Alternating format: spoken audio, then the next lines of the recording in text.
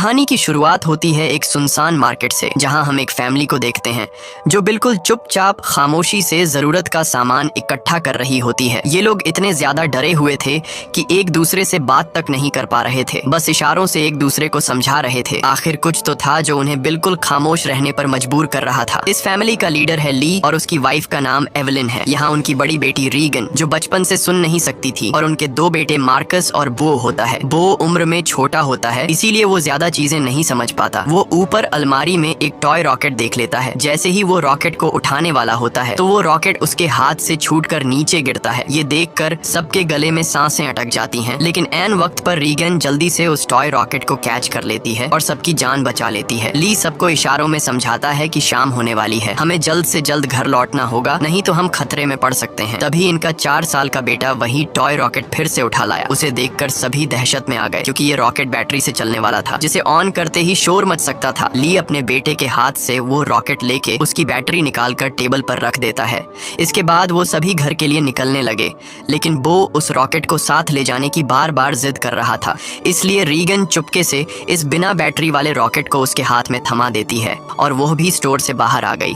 पर तभी उस बच्चे ने रॉकेट की बैटरियां भी उठा ली। इसके बाद ये चारों लाइन से घर की तरफ निकल पड़े। तब हम देखते हैं कि रोशनियों से चमकने वाला ये शहर कभी गाड़ियों के शोर और इंसानों की भीड़ से भरा रहता, मगर आज ये शहर पूरी तरह से वीरान और सन्नाटे में डूबा हुआ है। यहाँ इंसान तो दूर बल्कि परिंदों की भी आवाज नहीं सुनाई देती। हर तरफ एक खौफनाक सी खामोशी छाई हुई है। पूरी दुनिया में अब कमतर ही लोग जिंदा बचे हैं, जिनमें ये 5 लोग भी शामिल हैं। यहाँ हम देखते हैं कि उन्होंने लाइन से अपने घर तक रेत बिछाया हुआ है और ये लोग इस पर नंगे पांव चल रहे थे ताकि कदमों की भी आहट न हो। वहीं मासूम बो रीगन के पीछे था। वह रॉकेट को लेकर बहुत खुश था। तभी बो ने रॉकेट में बैटरी लगाकर उसे ऑन कर दिया, जिससे उस रॉकेट में म्यूजिक बजने लगा। रीगन सुन नहीं सकती थी, इसलिए आवाज पर उसका ध्यान ही नहीं गया, लेकिन जब ली और एवलिन ने उसे सुना तो वो दोनों बहुत ज्यादा घबरा गए। तभी अचानक घने जंगलों के बीच से निकलकर गोली की रफ्तार से भागता एक खौफनाक मॉन्स्टर बो की तरफ बढ़ने लगा। ली जल्दी से खिलौने को बंद करने के लिए बो की तरफ तेजी से दौड़ता है, लेकिन तब तक बहुत देर हो चुकी थी। वो मॉन्स्टर बो को अपने साथ ले गया। उसके बाद हमें 1 साल के बाद का सीन दिखाया जाता है। ली और उसकी फैमिली ने इस हालात में जीना सीख लिया था। ली ने अपने घर में एक रिसर्च रूम बना लिया था, जहाँ उसने उस मॉन्स्टर के बारे में पूरी जानकारी हासिल कर ली थी। यहाँ हमें पता चलता है कि वो खौफनाक मॉन्स्टर जो बिल्कुल धीमी सी आवाज को भी कई किलोमीटर दूर से डिटेक्ट कर लेता है। अच्छी बात ये थी कि वो मॉन्स्टर पूरी तरह से अंधे थे, लेकिन उनकी सुनने की ताकत इतनी तेज थी कि वे हवा में जरा सी वाइब्रेशन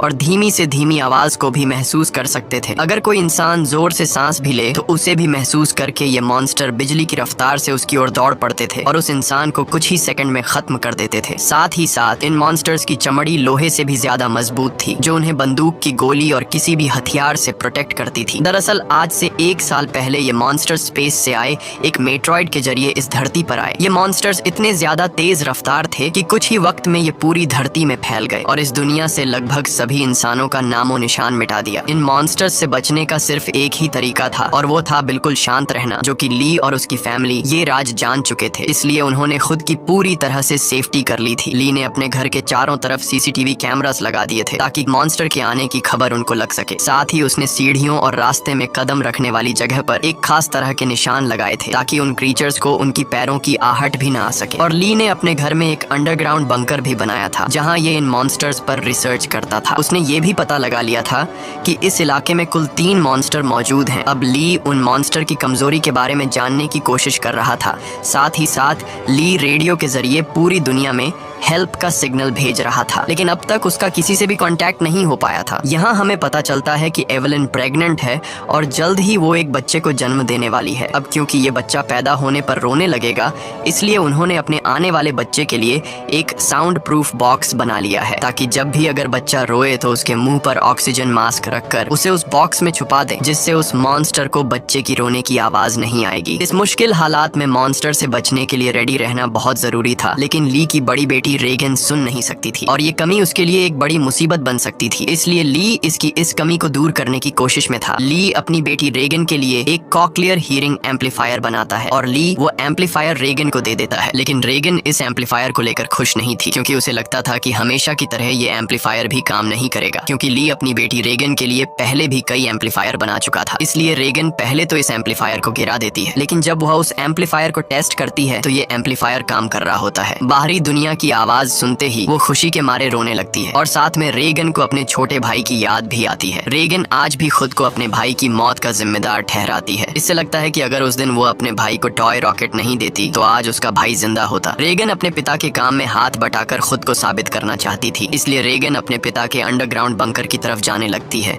लेकिन तभी उसके पिता उसे रोक लेते हैं और उसे अंदर जाने से मना कर देते हैं, क्योंकि एक साल पहले रेगन के अपने छोटे भाई को टॉय रॉकेट देने की गलती की वजह से अब वो रेगन पर बिल्कुल भी भरोसा नहीं करता। उसे डर लगता है कि नीचे अंडरग्राउंड बंकर में माइक्रोफोन, रेडियो और भी कई सारी चीजें हैं। अगर गलती से भी रेगन का हाथ किसी ऐसी चीज के साथ लग गया जो साउंड क्रिएट करती हो तो हमारी जान खतरे में पड़ सकती है। अगले दिन ली अपने बेटे मार्कस के साथ मछलियां पकड़ने नदी पर जा रहा होता है। रेगन भी उनके साथ जाना चाहती थी। रेगन ली से रिक्वेस्ट करती है कि प्लीज मुझे भी अपने साथ ले चलो, पर ली ने उसे अपने साथ ले जाने से मना कर दिया। वो रेगन से कहता है कि तुम्हारी माँ घर पर अकेली है, इसलिए तुम घर पर अपनी माँ का ख्याल रखो। जिसके बाद ली मार्कस के साथ नदी की तरफ निकल गया। ये बात रेगन को बहुत ज्यादा बुरी लगती है और वह नाराज हो जाती है। उसे लगता है कि उसके पिता उसे प्यार नहीं करते, इसलिए वह अपना बैग पैक करके वह भी घर से कहीं निकल गई और सीधा उस जगह पर आई जहां पर उसके भाई को मॉन्स्टर ने मार डाला था। वह अपने भाई के कब्र के पास लेटकर रोने लगती है और कुछ ही देर में यहीं पर रेगन की आंख लग जाती है। दूसरी तरफ एवलिन घर पर बिल्कुल अकेली थी। कुछ देर बाद वो बेसमेंट से कपड़े धोकर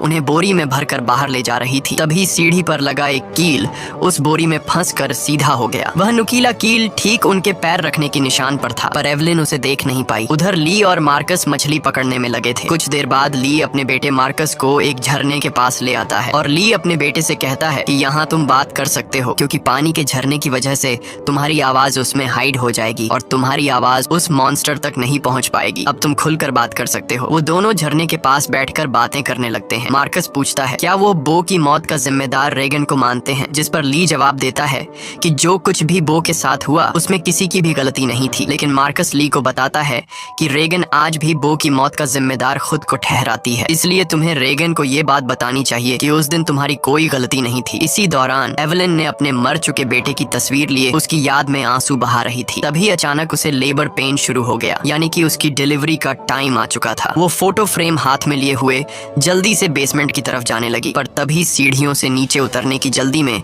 उसका पैर उस नुकीले कील पर धंस गया। एवलिन दर्द से तड़प उठी, पर उसने अपने मुंह से आवाज नहीं निकाली। लेकिन उसके हाथ से उसके बेटे का फोटो फ्रेम छूट गया और तेज आवाज के साथ नीचे गिरकर टूट जाता है। एवलिन ने जैसे तैसे करके अपने पैर को खींचकर उस कील से बाहर निकाला। इस दौरान उसे इतनी तकलीफ हुई कि उसका चेहरा पूरी तरह से लाल हो गया, लेकिन वो खुद पर काबू रखते हुए अपने मुंह से आह तक नहीं निकालती, क्योंकि उसे पता था कि आवाज निकालने का मतलब अपनी मौत को दावत देना है। वो लंगड़ाती हुई नीचे आकर लाइट का स्विच ऑन करती है, जिससे बाहर रेड लाइट जल पड़ी। अब वो वापस ऊपर की तरफ लौटने लगी, पर तभी उसने कुछ देखा जिससे उसके गले में सांस अटक गई। असल में वो मॉन्स्टर उसके घर तक पहुंच चुका था। दरअसल जब एवलिन के हाथ से वो फोटो फ्रेम गिर गया था तो उस आवाज को मॉन्स्टर ने सुन लिया था। डर से कांपती एवलिन दीवार के पीछे छिप गई। दूसरी तरफ ली और मार्कस मछलियां पकड़कर घर वापस लौट रहे थे। तभी दूर से उन्होंने देखा कि घर के चारों ओर रेड लाइट जल रही है। ली समझ गया कि एवलिन खतरे में है। वह तुरंत घर की तरफ भागा। उधर बेसमेंट में छिपी एवलिन डर के मारे कांप रही थी और वो मॉन्स्टर उसे घर के हर एक कोने में ढूंढ रहा था। तभी एवलिन को बेसमेंट में एक टाइमर मिला। यहाँ एवलिन समझदारी से काम लेते हुए उस टाइमर में कुछ सेकंड्स का टाइम सेट करके उसे एक कोने में रख देती है और जल्दी से एक दूसरे कोने में आकर चुप जाती है। इतने में वो मॉन्स्टर वहाँ हलचल महसूस कर लेता है और वो धीरे धीरे उस हलचल वाली जगह की तरफ बढ़ने लगा। वो एवलिन के काफी करीब था। एक तो एवलिन को लेबर पेन हो रहा था और दूसरा उस मॉन्स्टर का डर था। लेकिन एवलिन अपने आप को पूरी तरह से कंट्रोल करके बिल्कुल चुपचाप बैठ जाती है। तभी टाइमर में अलार्म बजा, जिसे सुनते ही वो मॉन्स्टर तेजी से उस डायरेक्शन में भागा। मौके का फायदा उठाते हुए एवलिन जल्दी से अंडरग्राउंड बेसमेंट से बाहर निकली और वो जैसे ही मेन डोर से बाहर निकलने वाली निकली थी तो उसने देखा कि एक और मॉन्स्टर घर के बाहर यहाँ वहाँ घूम रहा है, इसलिए एवेलिन वहीं पर दीवार के साथ छिप गई। उधर ली मार्कस के साथ दूर से ये सब कुछ देख रहा था। ली समझ गया कि अगर मैं अपनी बीवी को बचाने के लिए घर पर जाऊंगा तो मैं अपनी बीवी को बचाने के बजाय हम दोनों की जान जा सकती है, क्योंकि उस मॉन्स्टर की बॉडी इतनी सख्त है कि उसे बंदूक से मार पाना इम्पॉसिबल है। इसलिए वह अपने पहले से बनाए हुए एक प्लान पर काम करने लगा। ली ने जल्दी से मार्कस को टॉर्च दिया और उसे जल्दी फ्लेयर रॉकेट चलाने को कहा, जो उन्होंने घर से दूर एक जगह पर पहले ही वहां सेट कर रखे थे। जिसके बाद मार्कस तेजी से रॉकेट की तरफ भाग निकला। दूसरी तरफ एवेलिन ऊपरी मंजिल में मौजूद बाथ टब में भाग आई थी। वह बहुत ज्यादा तकलीफ में थी। अब वह और ज्यादा देर तक बच्चे को रोक नहीं सकती थी। वह बस बच्चे को जन्म देने ही वाली थी कि उसकी सिसकियों की आवाज को महसूस करता हुआ वो मॉन्स्टर बाथरूम के करीब आ चुका था। एवेलिन को समझ आ चुका था कि अब जिंदा बच पाना नामुमकिन है। तभी उधर मार्कस ने रॉकेट्स चला दिए, जिससे आसमान में तेज आवाज के साथ फ्लेयर्स शुरू हो गईं, जिसे सुनकर वह मॉन्स्टर एवेलिन को यहीं पर छोड़कर तेजी से उस आवाज की तरफ भागा। और उसी पल दर्द को दबाए बैठी एवेलिन जोर से चीख पड़ी, जिसकी आवाज रॉकेट्स के शोर में दब जाती है। ये रॉकेट्स का शोर और लाइट्स दूर से रेगन भी देख लेती है और वह घर की तरफ निकल पड़ती है। थोड़ी देर बाद ली बंदूक लेकर घर के अंदर आया। उसने देखा कि सीढ़ियों पर पैरों के खून के निशान लगे हुए हैं। वह उन निशानों का पीछा करते हुए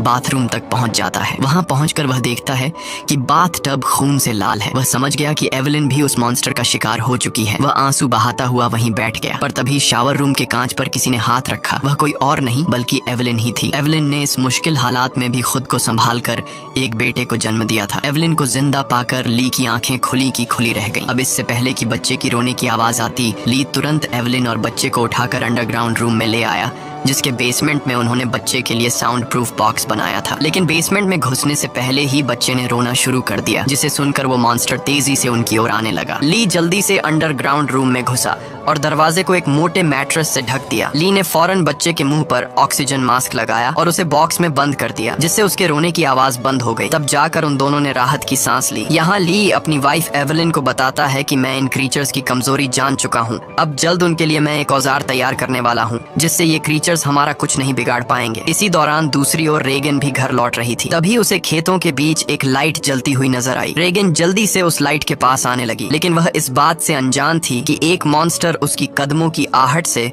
उसके पीछे चलता आ रहा था। जैसे ही वह मॉन्स्टर रेगन को मारने के लिए उसके काफी करीब आया, तभी अचानक रेगन की कान की मशीन से एक नुकीली और तेज फ्रीक्वेंसी निकलने लगी। इस नुकीली आवाज से वो मॉन्स्टर तड़पने लग जाता है, जैसे ये आवाज उस मॉन्स्टर के कान के अंदर सुई की तरह चुभ रही हो। इस आवाज को ये मॉन्स्टर ज्यादा देर तक बर्दाश्त नहीं कर पाता और जल्दी वहां से भाग गया। वहीं यह आवाज रेगन के कानों को भी चुभ रही थी। पर जैसे ही वह मॉन्स्टर वहां से भागा, रेगन के कान में तकलीफ बंद हो गई। लेकिन रेगन को समझ नहीं आया कि आखिर उसके कान की मशीन ने ऐसा क्यों किया। वह इस पर ज्यादा ध्यान न देते हुए लाइट के पास पहुंच जाती है। तभी उसने पाया कि वो रोशनी एक टॉर्च की थी। जैसे ही रेगन उस टॉर्च को उठाने गई, तभी अचानक किसी ने उसका हाथ पकड़ लिया। वो कोई और नहीं बल्कि मार्कस था, जो डर से कांपता हुआ यहाँ छिपा हुआ था। अपनी बहन को देख मार्कस की घबराहट दूर हो गई। वह रेगन से कहता है कि मैं झाड़ियों से तुम्हें छुपकर देख रहा था। तुम्हारे पीछे वो मॉन्स्टर भी आ रहा था, लेकिन पता नहीं वह मॉन्स्टर तुम्हारे करीब आते ही अचानक भाग गया। ये सुनकर रेगन बहुत ज्यादा डर जाती है, क्योंकि उसे ये भी पता नहीं था कि उसके पीछे मॉन्स्टर आ रहा है। वहीं दूसरी तरफ एवेलिन को अपने बच्चों की चिंता हो रही थी। वो ली से कहती है, मुझे डर लग रहा है कि कहीं उस मॉन्स्टर ने मेरे बच्चों को खा नहीं लिया हो। तुम जल्दी से मेरे बच्चों को ढूंढ लाओ। इसीलिए ली अंडरग्राउंड रूम में अपनी वाइफ और बच्चे को सुलाकर वहाँ से बाहर निकलता है। पहले वह यहाँ वहाँ खतरा ढूंढने लगता है, मगर अब वह मॉन्स्टर भी वहाँ से जा चुका था। पर उसने पूरा घर तहस नहस कर दिया था, जिससे वहाँ मौजूद पानी का एक पाइप भी टूट गया था और पानी सीधा नीचे अंडरग्राउंड रूम में जा रहा था। लेकिन ली का इस पर ध्यान नहीं गया और वह बच्चों को ढूंढने खेतों की ओर निकल पड़ा। इस दौरान उधर मार्कस और रेगन अनाज रखने वाली टंकी के ऊपर छिपे हुए थे और आग लगा लेते हैं, ताकि इस आग को देखकर उनके पिता यहाँ आ जाए। ली भी अपने बच्चों को यहाँ वहाँ ढूंढने लगता है। कुछ देर बाद पानी के शोर से एवेलिन की आंख खुल जाती है। उसने देखा कि पूरा बेसमेंट पानी से भर चुका था। पानी ऊपर से झरने की तरह बहकर नीचे आ रहा था। इतने में एवेलिन की नजर अपने बच्चे की बॉक्स पर पड़ी।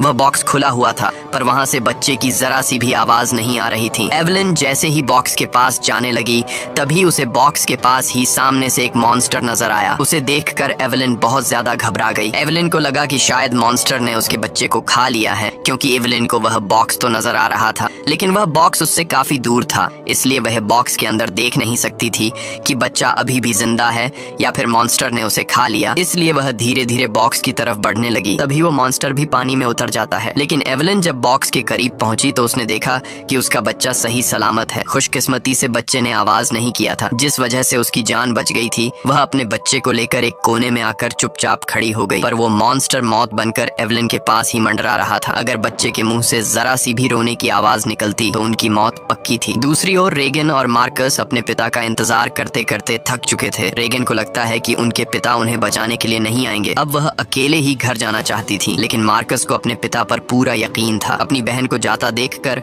मार्कस उसे रोकने की कोशिश करता है, लेकिन जैसे ही वह अपनी बहन को रोकने के लिए आगे बढ़ता है तो अनाज की टंकी का दरवाजा खुलकर वह उसके अंदर गिर जाता है। गिरते वक्त मार्कस के मुंह से तेज आवाज निकल जाती है, जिसे सुनते ही वह मॉन्स्टर जो एवलिन को घर में ढूंढ रहा था वह फौरन उस आवाज के पीछे भाग पड़ा, जिससे एवलिन तो बच गई, लेकिन अब मार्कस की जान खतरे में पड़ गई थी। अनाज से भरी वो टंकी दलदल की तरह थी, जिसके अंदर फंसा मार्कस बाहर आने के लिए जितना जोर लगा रहा था उतना ही वह उसके अंदर धंसता जा रहा था। यहाँ रीगन टंकी का दरवाजा तोड़कर उसे नीचे अनाज में फेंक देती है और खुद भी नीचे टंकी में कूद जाती है। मार्कस जैसे ही अनाज में डूबने वाला था, रीगन उसे पकड़कर बाहर निकाल लेती है और ये दोनों दरवाजे के ऊपर बैठ जाते हैं, जिससे उनकी जान बच जाती है। लेकिन इन दोनों की हलचल को मॉन्स्टर ने सुन लिया था, इसलिए वो मॉन्स्टर खेत के रास्ते से तेजी से होते हुए टंकी की तरफ बढ़ता है। ली मॉन्स्टर को तेजी से टंकी की तरफ जाता हुआ देखकर समझ जाता है कि उसके दोनों बच्चे अनाज की टंकी के पास हैं। रीगन ने मार्कस की जान तो बचा ली थी, लेकिन उसका कोई फायदा नहीं होने वाला था, क्योंकि इतने शोर शराबे के बाद मौत का साया तेजी से उनकी तरफ बढ़ रहा था। अगले ही पल वो मॉन्स्टर भी टंकी के अंदर कूद पड़ा। वो उन दोनों को मारने के लिए जैसे ही आगे बढ़ा, तभी रीगन की कान की मशीन से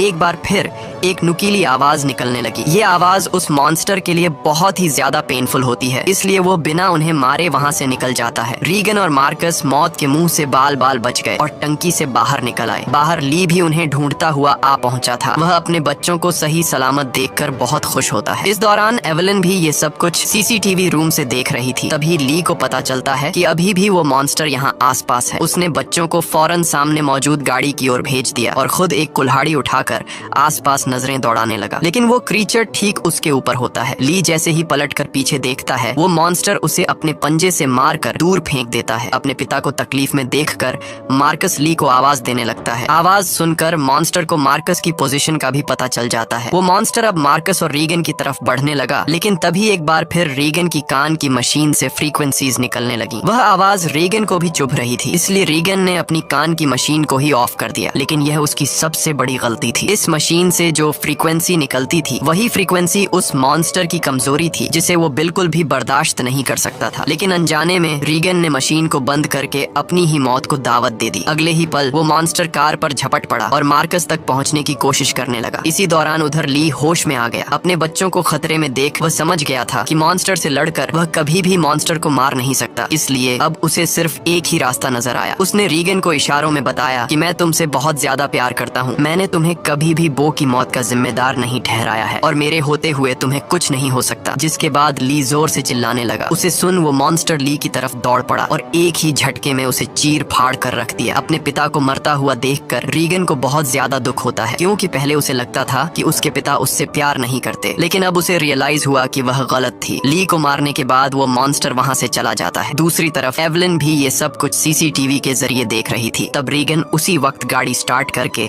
अपने भाई के साथ घर आ पहुँचती है। एवलिन ने अपने बच्चों को सही सलामत देखते ही सीने से लगा लिया। तभी एवलिन ने देखा कि वो मॉन्स्टर एक बार फिर से उनकी तरफ आ रहा है। इसके बाद ये लोग जल्दी से घर के अंदर चले जाते हैं, जहाँ मार्कस और रीगन अपने छोटे भाई को देखते हैं। रीगन देखती है कि उसके फादर उसके कोक्लियर इम्प्लांट के लिए कितनी मेहनत कर रहे थे। अब वो अपने फादर को बहुत ज्यादा मिस करने लगती है। कुछ देर बाद वह मॉन्स्टर उनके घर घुस आया। एवलिन यहाँ बंदूक तान कर उसके सामने खड़ी हो गई। एवलिन के पास बंदूक तो थी, पर वह जानती थी कि उसकी गोली उस मॉन्स्टर की मोटी खाल का कुछ नहीं बिगाड़ सकती, इसलिए अब उन्हें अपनी मौत अपनी आंखों के सामने नजर आ रही थी। लेकिन जैसे ही ये मॉन्स्टर उन लोगों को मारने के लिए आगे बढ़ा, तभी अचानक रीगन के कान में तकलीफ होने लगी। लेकिन दूसरी तरफ उसने देखा कि वो मॉन्स्टर भी अचानक तड़पने लगा। यानी जैसे ही रीगन के कानों में तकलीफ शुरू हुई, तभी दूसरी तरफ वो मॉन्स्टर भी उससे कई गुना ज्यादा तकलीफ महसूस करने लगा। रीगन समझ जाती है कि उसके कान में लगी मशीन जो उसके पिता ने बनाई थी, उसका इस मॉन्स्टर के साथ कोई कनेक्शन है। तभी रीगन का ध्यान अपने पिता के रिसर्च पर गया, जिससे रीगन को पता चला कि उसके कान कान के मशीन से निकलने वाली हाई पिच फ्रीक्वेंसी